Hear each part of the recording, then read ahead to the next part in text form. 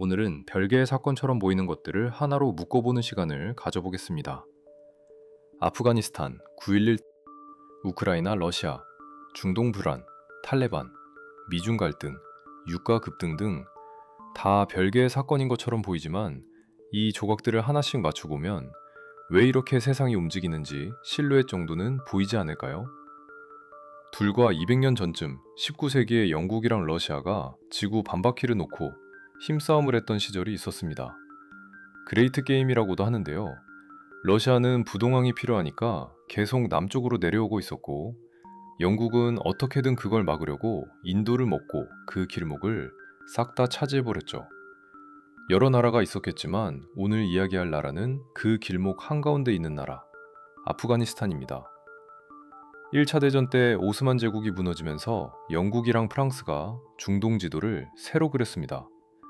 이라크, 시리아, 요르단, 팔레스타인. 지금 우리가 보는 중동 국경선이요. 거기 사는 사람들이 그은 게 아닙니다. 런던이랑 파리에 앉아 있는 사람들이 자기네 이권에 맞게 자로 쭉쭉 그은 거예요. 지금 중동이 화약고가 되어버린 게 이 이유가 제일 크죠.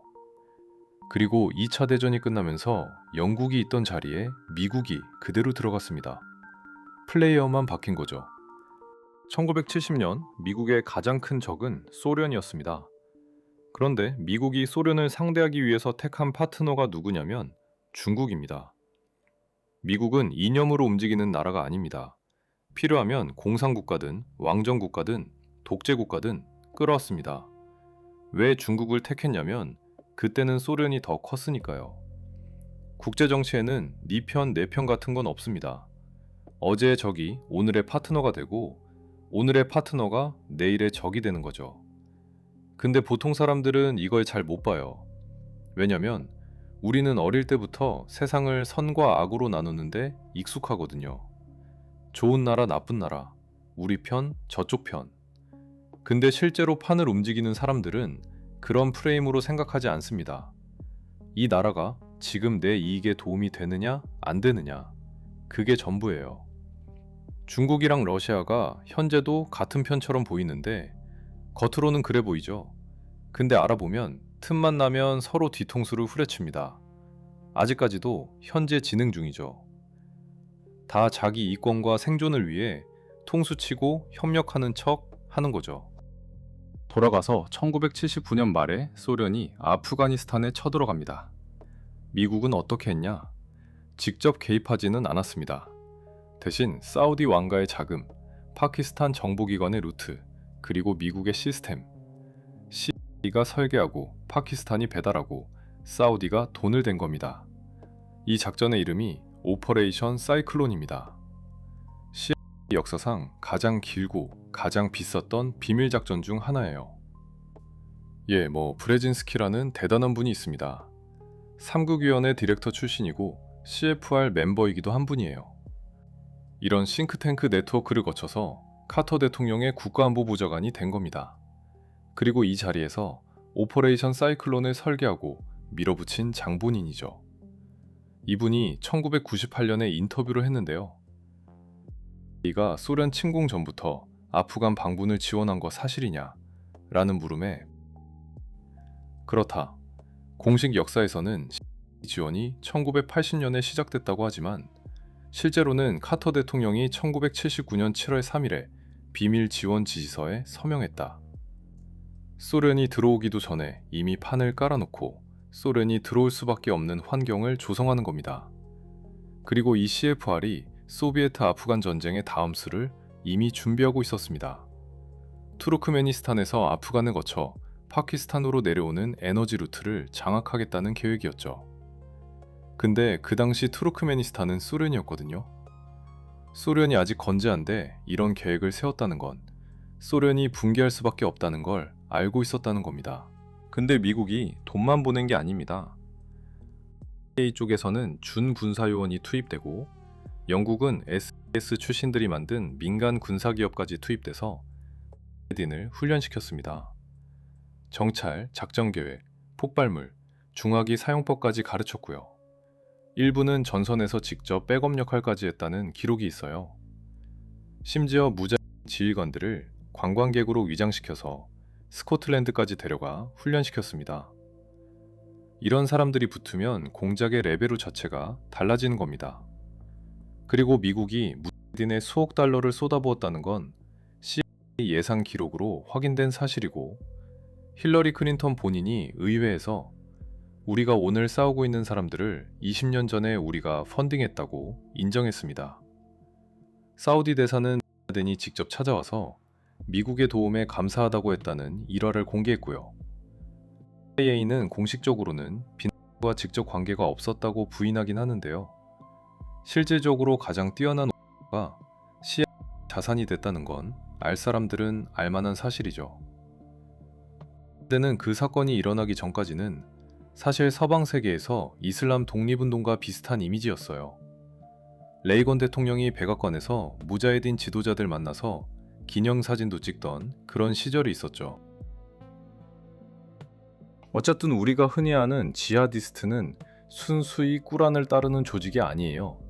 수만 명이 무장하고 국경을 넘고 국가 단위 군대와 싸우는 조직이 신념만으로는 만들어지지 않습니다.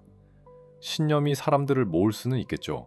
근데 훈련시키고 무기 쥐어주고 보급망 불리고 이런 폭력적이고 조직적인 시스템을 만들 때는 반드시 돈이 들어가고 누군가 설계해주고 시스템화를 거쳐야 합니다. 소련은 아프간에서 10년을 처박혀 있다가 이 작전에 국력이 다 빠져서 1989년에 철수합니다. 그리고 2년 뒤인 1991년에는 소련 자체가 붕괴해버립니다. 여기까지는 미국 시나리오대로 된 겁니다.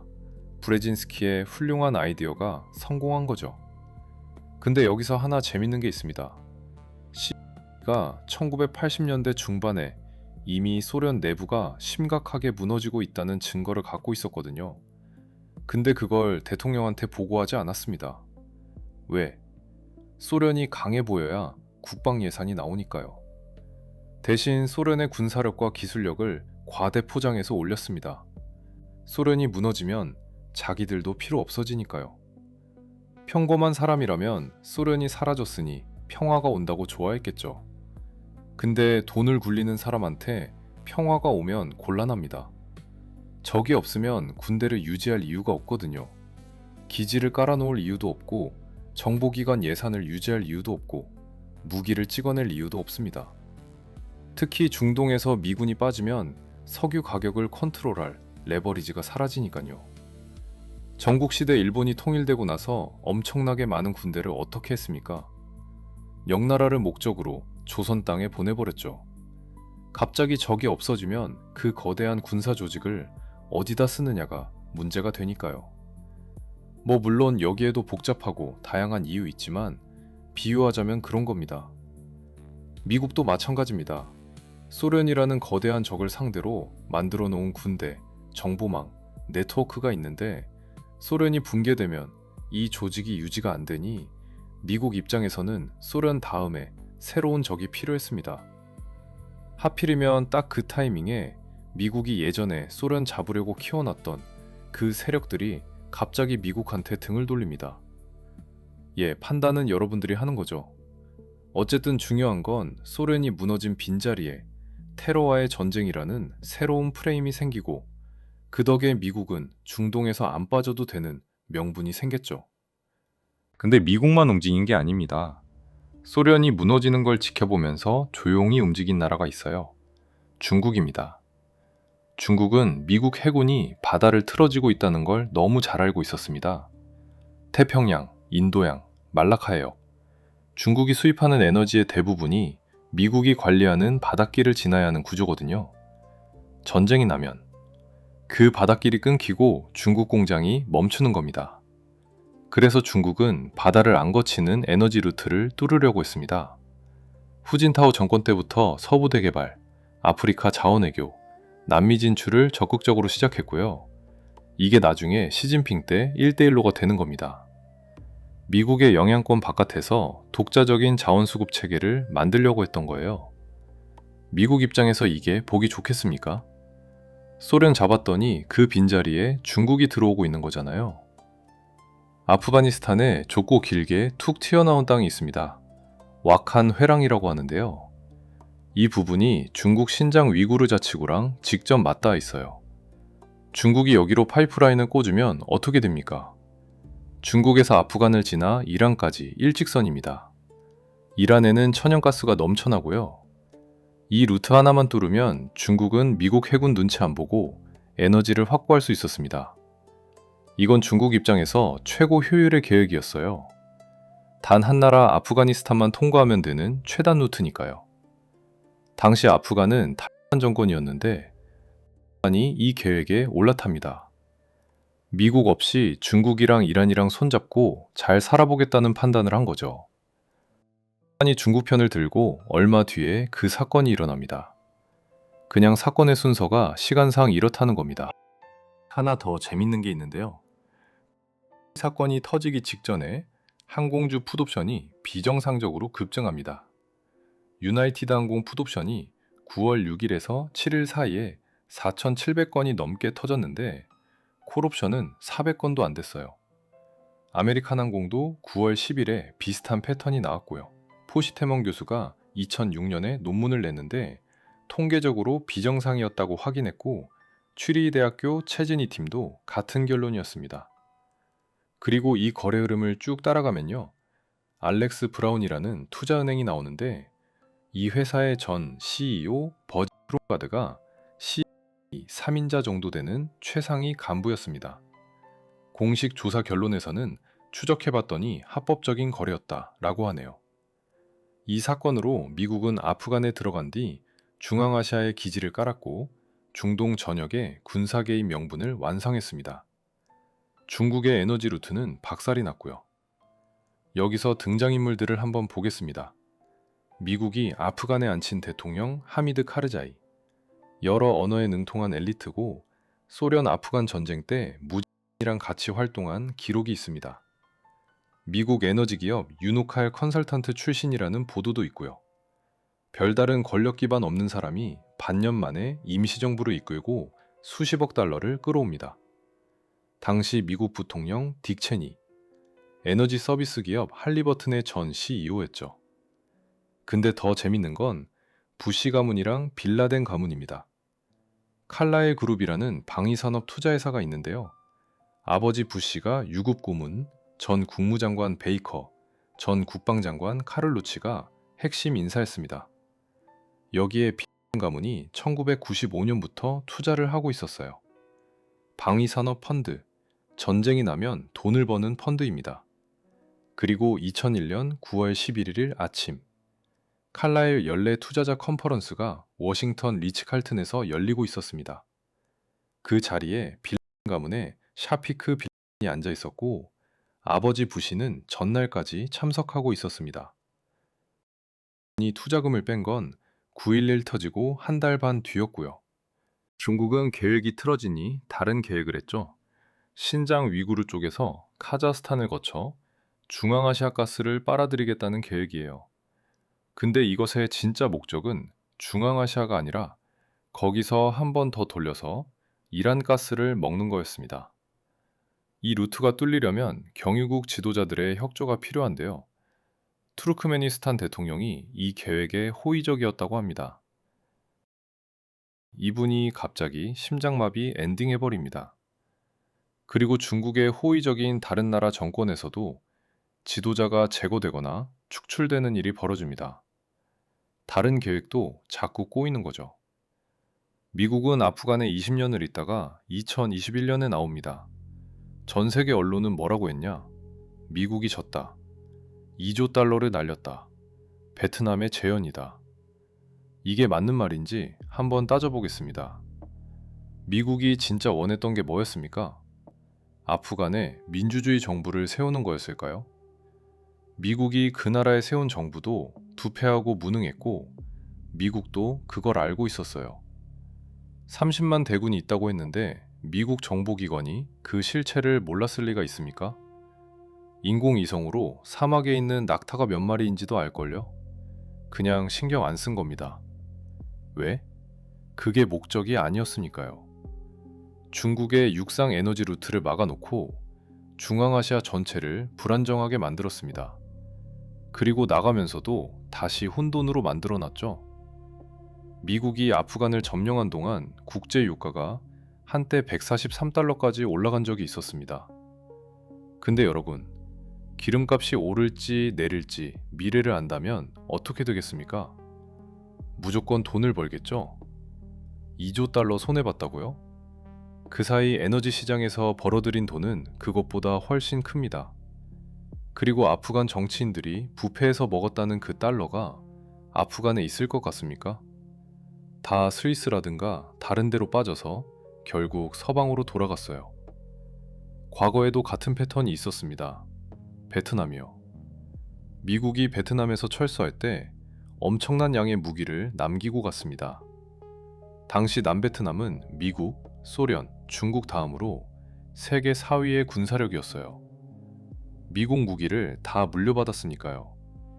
그 무기를 북베트남이 접수하고 캄보디아 치고 라오스를 장악했습니다. 결과가 뭐냐? 중국이 동남아를 먹으려던 계획이 깨진 겁니다. 베트남이 오히려 반중 국가가 돼버렸으니까요. 아프간도 같은 패턴입니다. 미군이 나가면서 무기를 남기고 갔고 탈레반이 접수했습니다. 원래 누가 키웠습니까? 미국이었잖아요. 지금 아프간에서 뭐가 벌어지고 있냐면요. 신장 위구르 문제가 점점 커지고 있고 IS 세력이 아프간 경유로 중앙아시아에 침투하고 있습니다. 미국은 직접 이기는 게 아니라 나가면서 혼란을 남기는 방식으로 상대를 견제합니다. 자, 여기서 시간을 좀 빠르게 돌리겠습니다. 2022년이에요. 우크라이나에 쟁이 터집니다. 누구는 전쟁, 누구는 특군작이라고 하는데 중요한 건 아니니 집어치우고. 근데 그 쟁에서 제일 심하게 피를 흘린 나라가 꼭 전쟁 당사국만은 아니거든요. 독일을 보십시오. 독일은 유럽 제조업의 엔진이었습니다. 자동차, 화학, 기계. 근데 이 제조업이 뭘 기반으로 돌아갔냐면요. 러시아에서 오는 값싼 가스입니다. 노르드 스트림 파이프라인으로 직통 공급받고 있었거든요. 쟁이 터지고 에너지 흐름이 끊겼습니다. 노르드 스트림은 아예 폭파돼 버렸고요. 독일 에너지 가격이 치솟았습니다. 공장 돌리는 원가가 올라가고 제품 가격이 올라가고 경쟁력이 떨어지고 독일 제조업이 흔들리기 시작한 겁니다. 누가 그 빈자리를 채웠냐? 미국산 LNG가 유럽에 들어갔고 유럽은 미국 에너지에 더 의존하게 됐습니다. 전쟁이 꼭 영토를 빼앗으려고만 벌어지는 게 아니라는 겁니다. 그러면 다음 파자는 누구겠습니까? 아시아입니다. 한국, 중국, 일본, 대만. 이 나라들의 공통점이 뭐냐면요. 중동 에너지에 크게 의존한다는 겁니다. 특히 호르무즈 해협을 통과하는 석유예요. 대부분의 사람들은 트럼프가 감정적으로 이란을 때렸다고 봅니다. 급한 성격에 이스라엘한테 끌려갔다고요. 미국은 이란을 완전히 부수려는 게 아닙니다. 오히려 안 부수는 게 이득이에요. 왜냐면요. 이란이 무너지면 중동이 안정됩니다. 아니면 무너뜨리더라도 컨트롤되는 혼란한 상태를 만들어 놓을 거예요. 중동이 안정되면 미군이 거기 있을 이유가 없어집니다. 미군이 빠지면 중국이랑 러시아가 그 공간으로 들어와요. 미국 입장에서는 별로겠죠? 그러니까 미국에게 이란은 제거 대상이 아니라 유지 대상인 겁니다. 적당히 강경하고 적당히 반미인 컨트롤이 되는 이란이 중동에 있어야 미국이 군대를 유지할 명분이 생기니까요. 그래서 이번에 미국이 뭘 했냐 보면 이란의 온건파 인사들은 제거하고 강경파를 남겨뒀습니다. 상식적으로 생각하면 미국이랑 타협할 수 있는 온건파가 이란에서 정권을 잡는 게 미국한테 좋은 거 아닙니까? 근데 그 반대를 했어요. 온건파가 잡으면 대화하고 끝나니까요. 타임지 보도에 따르면 카타르 LNG 수출의 80%가 아시아로 갑니다. 이라크 원유 수출의 3분의 2가 중국과 인도로 가고요. MSCI 분석은 호르무즈 통과 원유의 84%가 아시아 시장으로 향했다고 짚었습니다. 그리고 미국은 지금 리쇼어링을 하고 있습니다. 해외에 나가 있는 공장을 미국 본토로 끌어들이고 있어요. 삼성, 현대, TSMC, 일본 기업들, 미국으로 들어가고 있습니다.